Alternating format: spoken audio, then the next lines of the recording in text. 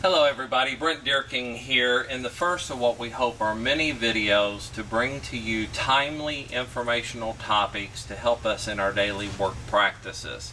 In the spirit of our mission statement to provide personalized and professional care to our community, it's important to review these topics to ensure that all of us are compliant with federal and state rules and regulations, as well as being able to meet the expectations of our standard operating procedures.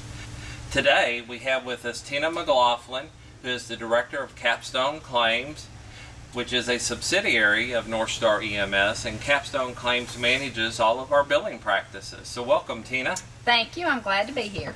Tina, there have been a couple of issues recently surfaced that we need to review with our team members. The first has to do with Hipaa. And I guess the first and most obvious question is, what is Hipaa? Hipaa is a federal law that has been in place for several years now. It was put in place primarily so that the patient can be sure that their privacy is being protected.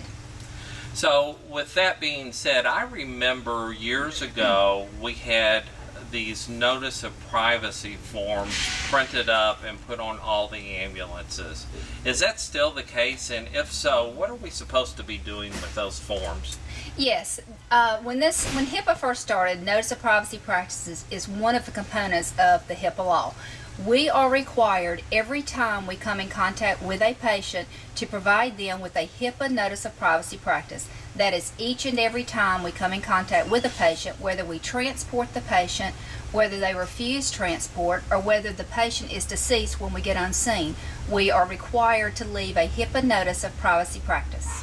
So with those patients you described, we leave the actual form. Do we have to document that we left that form in any way? Yes, you do. The way that you document it currently is you just check a box on your SDR that states that you left a Hipaa notice of privacy practice.